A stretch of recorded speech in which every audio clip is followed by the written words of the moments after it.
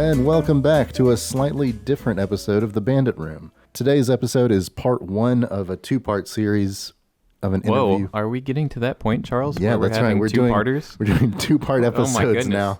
I know. This is our interview with Manning Kimmel of WRHI here in Rock Hill. The interview went well. Sometimes we just get to going with these folks, and it just goes on and on and on. And, it was good content. We didn't need to cut too much. It's all really good content, actually. Yeah. So, we were just in a part where, let's cut this up. Let's do a couple bite-sized episodes of this. And so the first part will be of an overview about Manning Kimmel and WRHI, what it's like running a radio station and all the little things that go into it. Decades. Yeah. His decades of experience as a radio man. We as podcasters look up to in that respect. We've got to pay I like homage. to think that we're pretty close. We're pretty close. we get pretty close to that level of, we've quality done about and like experience. 40 episodes of this now, right? It's like a year. Yeah. It's basically the same. Yeah. But no, it was very interesting. The first part is a lot about Manning, his history, radio history.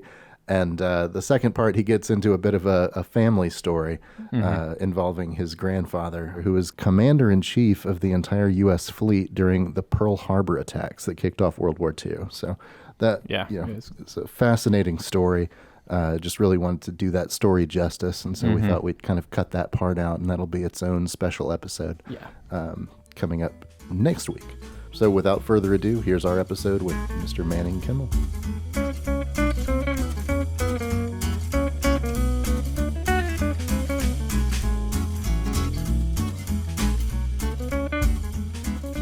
And welcome to another episode of the Bandit Room. My name is Charles, and I'm joined here in the studio today by Mr. Caleb. Hello again. Sitting across the table from me is Mr. Aggie. What's up? Welcome back. Well, thank you. You've missed a couple episodes. I'm getting old. I move slow now. Can't be here for everything. Awesome. Well, we're glad to have you back. And our special guest here today is Mr. Manning Kimmel. Special? Yeah. How about that? Yeah, how about that? We don't use that word very often. It's a word I don't understand. It's so funny. The last episode we did, it was like ripped me down for using the term special guest. Indeed. Who was he last week? I'm throwing it out too often. Well, last week. Well, okay. The last published episode was John Rutledge. Right. Yeah. Some of these don't get published. Something. Okay. We're out of order. We've actually accumulated a few episodes. That's why I call now. this the Bandit Room. Charles gets a little out of control sometimes, and we can't use it. That's right. No. But thank you very much for being with us today, Mr. Manning Kimmel. Manning is. Among other things, you are the host of Straight Talk on WRHI. You're also co-owner of WRHI itself. Right. We own a group of stations here under the heading of OTS Media. Gotcha. And we operate a news talk station, a country music station, a contemporary Christian station, and a 90s station. So we got a whole bunch of them out there. Gotcha. So where are the other stations headquartered? Everything's right here, Rock Hill, South Carolina. Gotcha. Okay, fantastic. Worldwide, kind of like Span Enterprises. Yeah. So, just to get an idea of, I don't know how it's not the music business, it's the radio business. Right. How does that work? So when you say you own all these stations, so do you have like an area where you're allowed to broadcast, or how does that work? It's a very convoluted system of engineering that's administered by the Federal Communications Commission. And you're allowed to have certain power ranges, certain patterns for your signal. And it's a great big Ouija board that changes all the time. As soon as somebody sees an opening to improve what they have, that affects everybody else around them. Gotcha. So what we have now is really a result of probably close to 40 years worth of work. Gotcha. And do I want to do any more on this? No. So let's say, just get a better understanding here. Let's say your radio station reaches until, let's say, Asheville. I don't know if it reaches that far. No, not that far. Okay. Let's say Greenville. Actually, I can make the argument that we reach worldwide because every one of our radio signals is online. Okay, got it. Right. Okay. Right. But if you have the like a boundary of where you're allowed to reach, and then the next radio station picks it up from there, would that be correct? Well, what we have to do is we have a boundary as to how far we can go before we interfere with somebody else who has what we call a co-channel. Gotcha. And therefore, we cannot go beyond that. Now, what we've done with one of our stations, interesting that you asked this question, is our country music station, Interstate 107, is at 107.1. We had an opportunity to purchase 107.3, which is over in the Darlington, Florence area. And so we did that. And we rebroadcast on 107.3, duplicate programming on 107.1. So once you get out of range, you can switch it over to... Just switch it over one little position, and you can take us all the way to the other side of Florence. Gotcha. So is this business cutthroat, like people are trying to take over your... I mean, not like acquiring your business, but are they like trying to overlap your business, or can they get in trouble for that? From a technical standpoint, they can't, because the FCC will stop you. Are there people buying radio stations all the time? Oh, yes, just like they're buying homes. Right. I mean, it happens all the time. Just the way software products are bought and sold, same thing happens with radio stations, TV stations, yeah. So are the radio stations tied to a personality or a talent? Like, would your radio station be tied, oh, this is Manning's station, he's the one who... He's the the voice and face behind it. Is it like that? Radio makes its revenue by selling advertising, commercial advertising. So we have to have an audience for that. Right. Now, where we are here in Rock Hill, South Carolina, we're right next to a major market. I call it the suburb to the north, Charlotte, that one day we might annex and bring in, that's just a joke. So we have to do something different to make people want to listen to us. So on our news talk station, WRHI, which is our flagship station, we are all about Rock Hill, York County, South Carolina. Everything we do is local, local, local. That's why I've interviewed you. Yes, sir. Now, how many interviews have you had from the Charlotte radio stations? None. None. Thank you. All right. So that's what we do day in and day out. The show that you referenced that I do, Straight Talk, has been on the air 5 days a week, 52 weeks a year for 38 and a half years. Wow. And it's been sponsored that whole time. Wow. And we do it from a local restaurant. Yeah. Right. Why do we do it there? Because people can see us, right? But we also have a sponsor. One of our sponsors is Substation 2. So all the stations have to have a marketplace where they can sell their product. Again, very similar to what you all do in this business. You can create all the software in the world, but if nobody wants to buy it, what good is it? Right. So now, let's say if you end up selling your radio station, would they still use your personality? Are they allowed to use that, or? Well, I guess my personality is me. Are they will they keep the name, the Straight Talk with Manning Kimmel? Oh, sure. They would programming. Yes, the programming they can keep the programming. They can change the programming. It's their business. They can do with it what they want. But just to be clear, we ain't selling the station. Don't want this podcast to make any dispersions here. Aggie. So hold on. Yeah. So when you acquire a station like you have, so you've for a number of years now, so you completely have control over the programming of that. The content. That's correct. Exactly. Gotcha. The reason I was asking, because when they had the runoff election in Georgia for the Senate seats, and I read some article like everybody wanted to buy out the local TV station, radio station. Absolutely. There was so much money was being spent on ads. So that I kind of read up on how radio stations and small TV stations are always bought out by someone, flip it, and do all the kind of stuff. It's all, it's just a question of who wants to spend the money. Right. I mean, if Span Enterprises came to me today and said, look, we'd like to buy 7 or 8 days of programming, we can work a deal.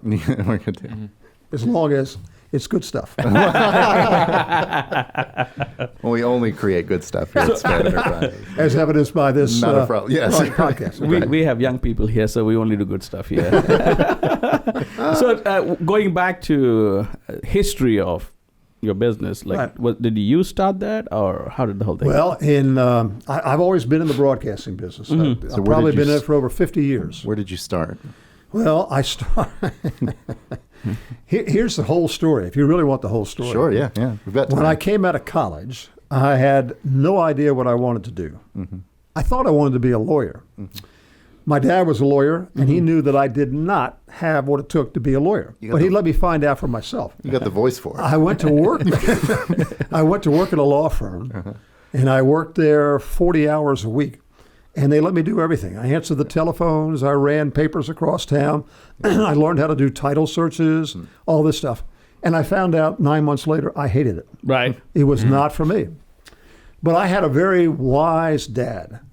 And he said, we got to find out what makes you tick. So I grew up in a town called Wilmington, Delaware. Delaware, Joe Biden, got that? Okay. Yes, yeah. That's a whole other story. It's a lot of things headquartered in Wilmington, Delaware. So, yeah.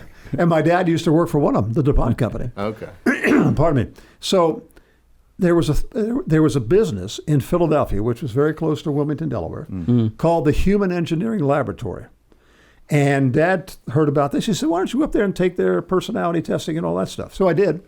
And after 3.5 days, they said, now here are your strengths and here are your weaknesses. Now let's match that with types of professions that you might want to get into. And they said this and this and this and this.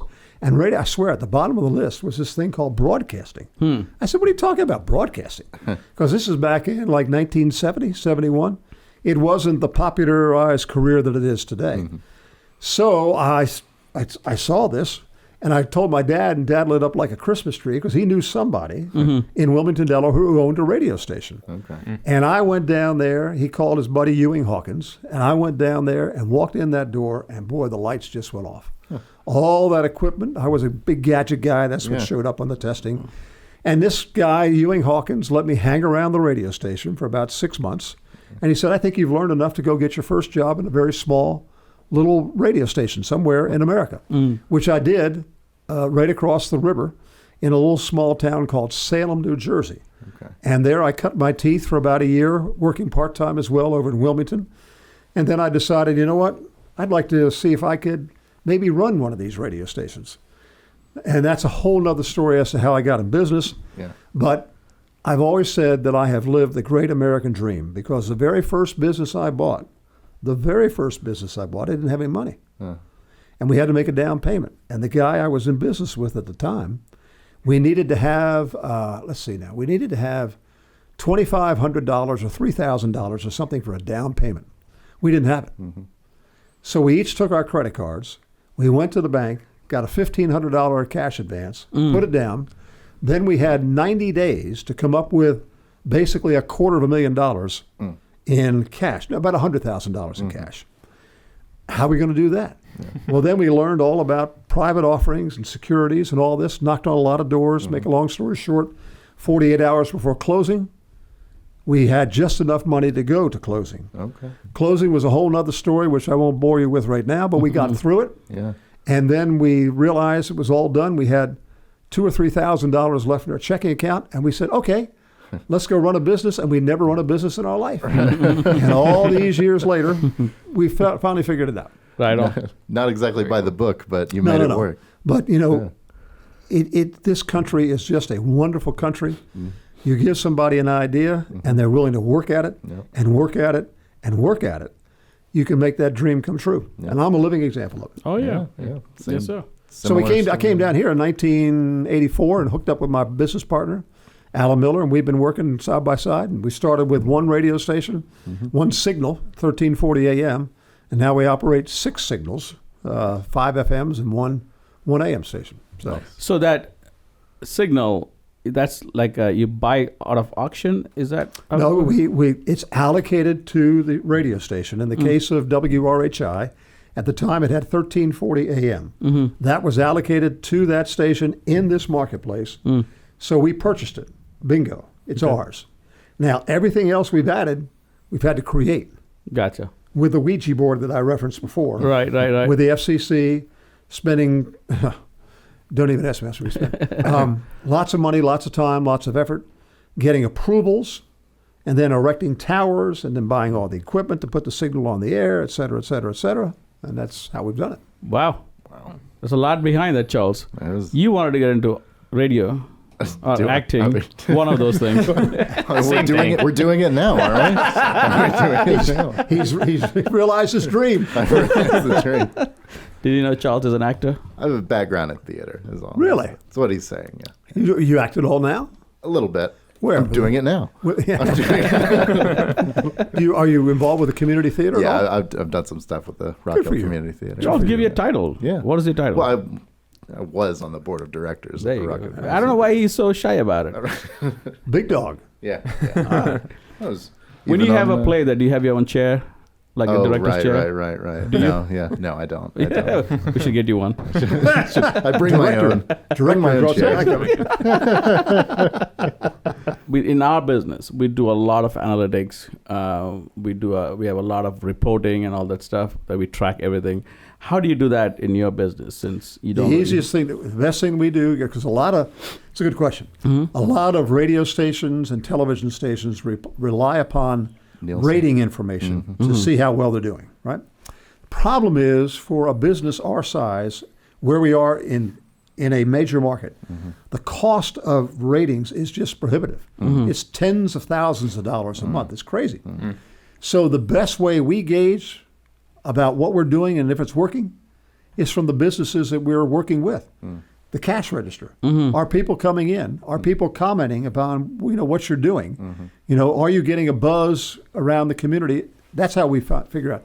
And based on our history, our revenues have just, thank God, have gone up over all these years. Good. We're doing okay. So now, would you consider this a family business, or is just regular? Very much a family business. Okay. We do have some investors, local investors, but it is a family business. It's the Kimmels and it's the Millers, and our families work in it.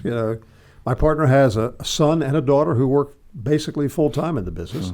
I don't have any children that work in it, but my wife helps out, as does my partner's wife. She helps him out as well. So it's how you make it work. Yeah. Right on. Do you feel like this radio station? Did you want it to grow it to a bigger market, or you were just content with this? What do you have? It's all I can do to handle what we have now. Okay. And I'm very serious. Right. Right. My day starts very, very early in the morning. I'm up at 4. I'm down at the station at 4:30. I'm on the air at 6. And if I get home tonight by 6, it'll be great. Yeah. Right. I love what I do. Right. But I can't. I just can't handle it. This marketplace has grown so much. Yeah. When we came, funny story.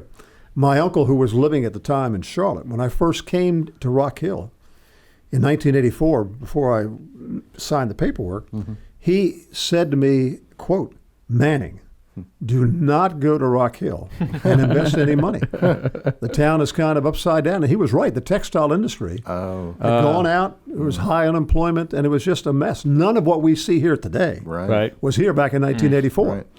I just wish Uncle Freddie was alive today. Yeah. He wouldn't believe what's happened here. Those buildings had to sit empty for 30 years for something to happen to it. What a testimonial to the community that, given enough interest and time, and have a supportive political leadership, we've made lots of things happen in this community. Oh, yeah, for sure. It's just incredible. For sure. Now, talking about, since you said political, on any of your radio station, do you guys talk about politics? Or Aggie, you just told me you don't listen. Nice try. I don't drive. You can just listen on your phone. You can listen. I have to. Can I show you how that works? Just pull it out his phone right now. This is kind of neat technology. You see this? This is called an app right here. And you can just dial up, and all 6 of our radio stations are right here for you to see. Anytime I do an interview with you, I send the link to everyone, and they all listen to it. But you need to listen all the time. Right. But yes, our news talk station does a lot of politics. Okay. We do a 3-hour local show in the morning called Palmetto Mornings, which is on television, it's on radio, it's on Facebook Live. And after 9 o'clock, we kick into a lot of talk. We have Brian Kilmeade on from 9 to noon. We do an hour of local stuff between 12 and 1. Then we come back with Mike Gallagher, and then this fellow by the name of Sean Hannity. You ever heard of him? I heard about him. Make sure. All right. And then we get news and more talk. Yeah, so we have a lot of it. Gotcha. Well, so with those kind of national broadcasts like that you're referencing, so is that something that you get like a license for to broadcast that sort of thing? The license is called a check. Exactly. But it is franchised. In other words, you have a protected area so that you don't have 5 stations in the same place broadcasting the same thing. So, right. Yeah.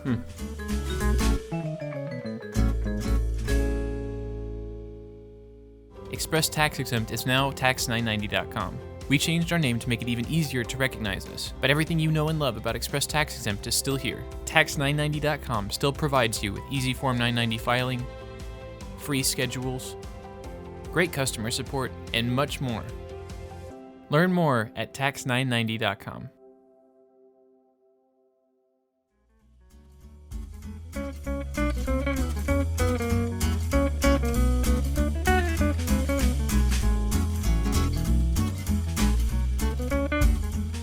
No, the reason for me not listening to any radio, Manning, just to give you a... Hey, sure.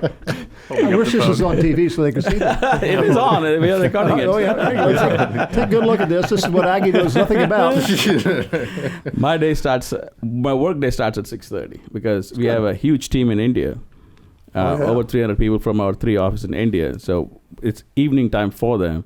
So all the stuff that I need to discuss with our tech team, our design team, our SEO team, our marketing team, all of that happens between 6:30 and 8 o'clock in the morning because I don't want to hold them back. They need to go home too. Right. So I do that from 6:30 to about 8:05, and then I'm done with that.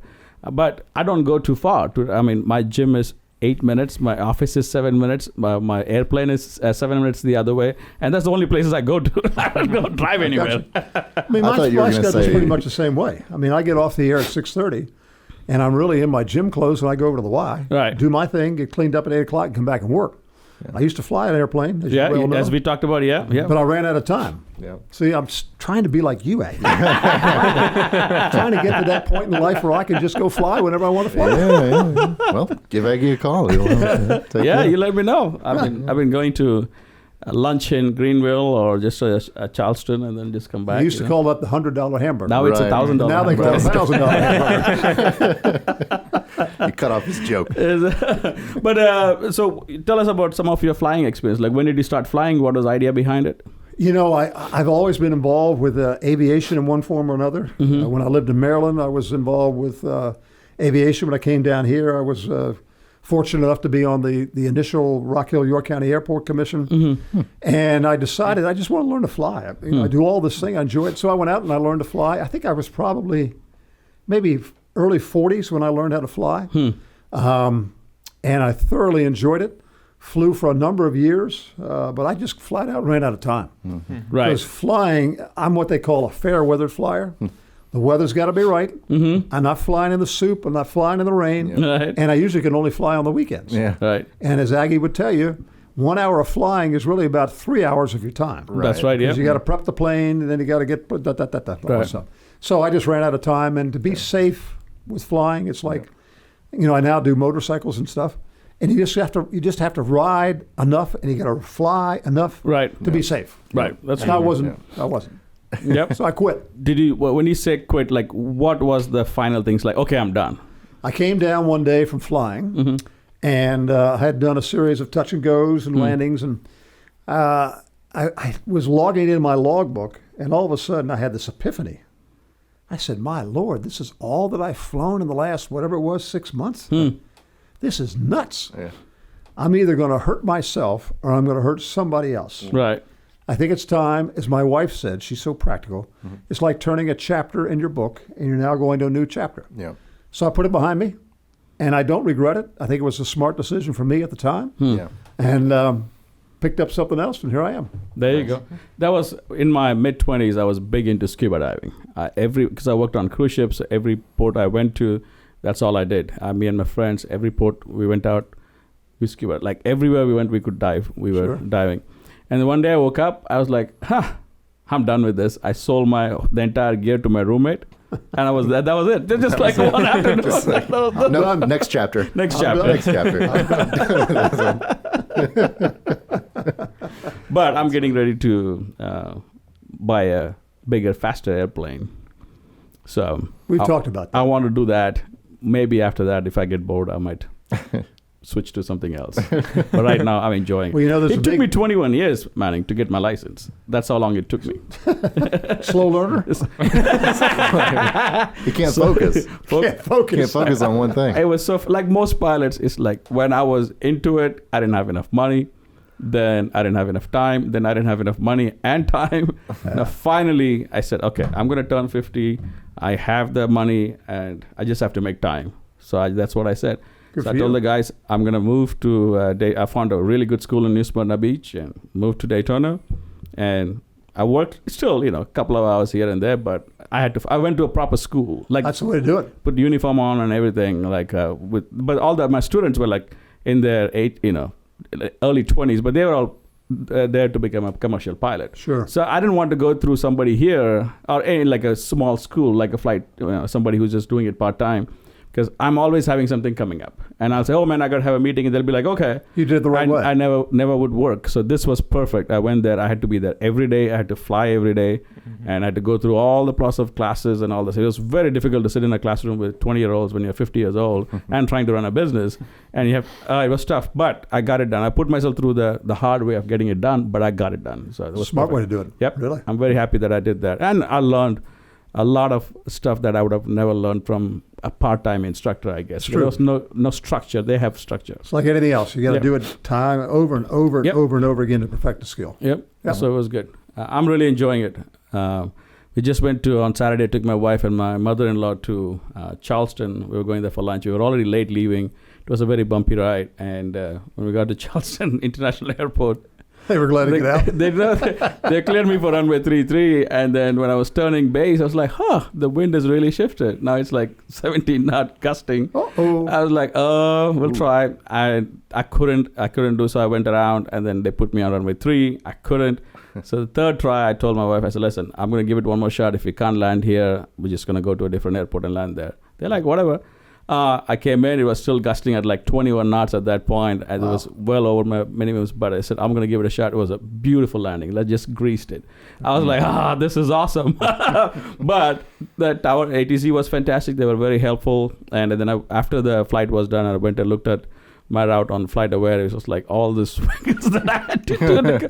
But the third time when I was coming to land, they put me behind an Airbus. I was like, this is just Airbus. This is just awesome.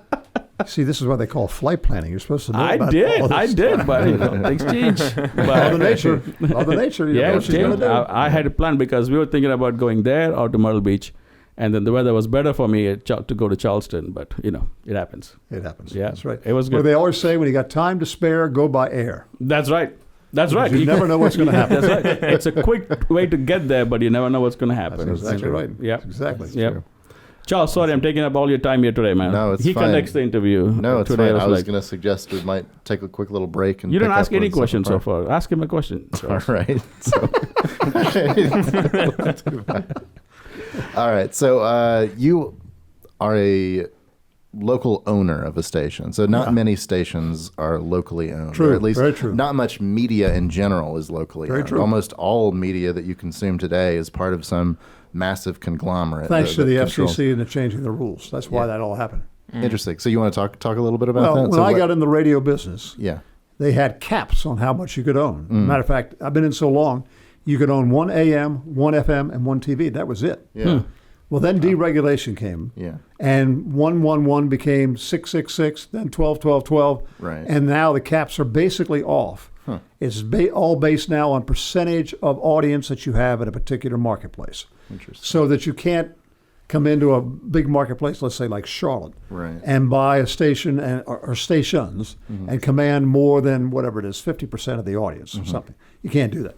But what it's allowed is clear channels and the intercoms and these others to have 700-800 radio stations. Really? Now, what good does that do to the community? Yeah. To me, it doesn't do a whole lot of any good. Right. Because we're here to service a community. And when you've got that many radio stations, what you're doing, you're trying to create economies of scale to keep your expenses way down. So what you hear in one market is the exact same thing as you hear in another market. And what happens when a fire breaks out or there's a hurricane? Right. Huh? It doesn't happen.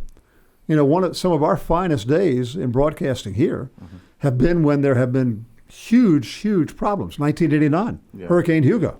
You guys weren't here then, but trust me, this whole town was torn apart. Yeah. It was awful, absolutely awful. And we were basically a great big party line for the whole community to connect with each other. I need help over here. Yeah. I need food over here. Can I get some batteries? Can I get some ice? I mean, all this kind of stuff. And that's what we're all about, is community service. Nice. Right? That was a good question, Charles, because I didn't even think about that. I mean, it's crazy to think. 'Cause, Right. I mean, you think no matter what kind of media you're consuming, whether it is a radio station or TV channels, all the local news channels are all owned by McClatchy or somebody like that, or all the mega media stations are divided up. So you're either hearing one side or the other. And Right. Yeah. Yeah. Not much local perspective. So I have a question on that. Yeah. So when you drive around big cities like Orlando or Charlotte, whatever, you always see billboards promoting the local TV station weather people. Oh, yeah. Why is it that important to promote them? Like, what is that? Number one thing that people want to get On the news. from radio and television is the weather. Yeah. They want to know what's happening. Right. They got a picnic plan. I can get all the news I need from the weather report. Paul Simon. Paul Simon. You can't go wrong with it. Anyway. It's amazing for me to see like the weather person is like the biggest star of the TV station. Exactly right. And there are nights when the weather is so intense, the lead story is the weather, or the whole half hour. That's true. Right. You got a tornado rolling through. Mm-hmm. Right. They're doing exactly what they need to be doing. Yeah. So Now, we do the same thing. You have a weather guy? We have, our weather guy, we're in partnership with Channel 9 up in Charlotte. Oh, was it? It's going to be Keith Monday? WSOC. Are you going to say Keith Monday? Is that Well, it's the whole team. Oh, gotcha. So whoever's on duty, they're our guys. Gotcha. See, Charles, I just realized that you don't listen either. Because, if you turn the radio on, you would hear every weather forecast signed off by, whoever it is, Channel 9. Yep. now, other than sort of regulation and changes in business like that, what else have you seen over the years sort of change in how radio works? Technology. The technology has been absolutely unbelievable. Case in point, this little thing in my hand that we all carry, a cell phone. This has replaced a stack of $1,000, $1,500 recorders that I have at the station because I don't need it anymore. Right. Every recording I do in the field, I do with this thing. I can press a button and that recording goes back to the studio and it's edited and on the air before I even get back. The fact that we no longer use tape. Do you even remember what tape was? You're so young. We used to have these things called reel-to-reel recorders. And our ability to produce commercials and programs by cutting and splicing digitally is so incredibly different from when we had a piece of tape and we'd have to put it on a cutting board with a razor and cut it and try to put it together. Yeah. I mean, it was a mess. And it never sounded anywhere near as good as what we have now. Right. And the clarity. I mean, digital is digital. And no matter where we produce our programs, they all sound like they were all produced in the studios. We have... it's a trade secret. I shouldn't tell you this, but I'll tell you. We've got some programs that have been hosted by the same host for 15 or 20 years. Now, they started out living in Rock Hill, but they don't live here anymore. They live somewhere else, another state, another part of the country. But they can still do the show. Yeah. Because of this wonderful digital world we have. Yeah. And until I spilled the beans here, nobody ever knew the difference. So was it difficult for you to have that learning curve of the difference of the technology than what you were used to? It took me a nanosecond. Okay. I mean, it was like manna from heaven for us because dealing with tape, I sometimes wonder how the heck we ever did what we did with tape, reels and reels of tape. I mean, it's just... And what it's also allowed us to do is we're doing more now than we ever did before, and we really haven't grown the number of people that it takes to do it. Yeah. I mean, you could it's just amazing. So technology is the biggest thing for me. So I haven't been into your studio or your office. You're invited. Well, thank you. I think I know where Have it you is. not? Have you not Never been inside. I drove by that many times going to Reds. Yeah. Okay. I thought I got you on Palmetto Mornings one day. Were you not? No. No. Okay. No. He doesn't even remember. No, I've never done that. Okay. But so for all these old equipments and tapes and all this, do you guys have like a library or something? I have a huge library. Huge library of all kinds of taped programs we used to do. I have a music library that would fill probably a third of your space here at Span Enterprises. Wow. Okay. I mean, we got old 45s, we got old albums. I mean, I don't know what the heck we're going to do with them. Wow. I'm sure some of them are collector items. But look at his eyes going over here. They're probably worth a lot. They probably are. But we got a bunch of them. He's only young looking for him. He's an old man inside. He goes home and watches Turner Classic Movies until he falls asleep. Of course, the first thing you'd have to do is to find a turntable to play them on. Yeah. We have no turntables anymore. Right? No. But they're coming back in fashion, though. But you talk about technology. To be able to sit there on a keyboard and pull up any piece of music Right. at any time. I mean, if you listen to Palmetto Mornings in the morning, we're playing all these what we call bumpers. Yeah. And again, we have a guy, an engineer, they're just pulling them up left and right. Boom, boom, boom, boom. What do you want? We got it. Nice. Not like the money man. He's got all this stuff on his desk. Which one? On CNBC. What's Jim Jim Cramer? Crazy Jim Cramer. I know you want to go and take funny. a break, Charles. Go ahead. Oh, yeah. No, I was going to say we'd take a little break and maybe... We'll stop talking about business after the break. Okay. We'll talk some more. Talk about other life. stuff. Talk about life. Talk about life. So we may pop one of these bottles over here if you're interested. Are you a bourbon drinker? I used to be. Oh, are you not? Are you not drinking? I haven't had. I lost my taste for it. Oh. Really. You know, I know. You know, I had a whole thing planned for this, but that's going to work out now. We had it. All right. We'll do it. We can still do it. I'll do it with Aggie. Aggie will do it. So we have a little thing we do around here now, and I don't need take a anything quick to little loosen break. me up. No, okay. But you got to listen to this. Well, we'll be right after the break. You're going to do it with me now. You're going to do it with me. You have a little thing we say. Little thing we say here when you want a break. It's ice, bourbon, bourbon, bourbon. Sorry. Oh my! Just a What a hoot. little homage to your signature sign-off.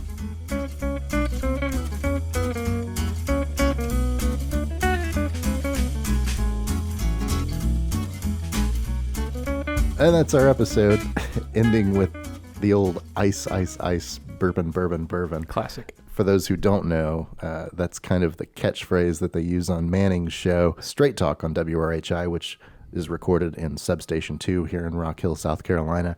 The cutaway that they always use is slice, slice, slice, garden, garden, garden. But we thought the Bandit Room version of that would be ice, bourbon, bourbon, bourbon. Although I will say he didn't have anything to drink, so we were just drinking in front of him. Felt a little rude, but he insisted it was no problem. So stick around for part 2 next week, where we go into the second half of this episode with Manning, where we go into the history of his grandfather, who is Husband Kimmel, the commander-in-chief of the entire U.S. fleet during the Pearl Harbor attacks. Really fascinating story. Yeah. Fascinating stuff. Anybody who's slightly into history at all would find this completely fascinating. Absolutely. The story and the ongoing saga of his quest to right an injustice. To right an injustice. There you go. Thank you, Caleb. That's perfect. Well, thank you for joining us again. Stick around next week for the second half.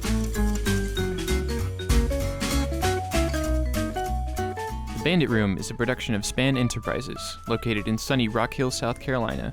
We've been developing, supporting, and growing successful IRS e-filing and business management solutions since 2010. Go to spanenterprises.com now to learn more. The views and opinions expressed in the Bandit Room are those of the guests, and do not necessarily reflect or state the opinions of Span Enterprises. No information should be considered as tax, legal, or other professional advice.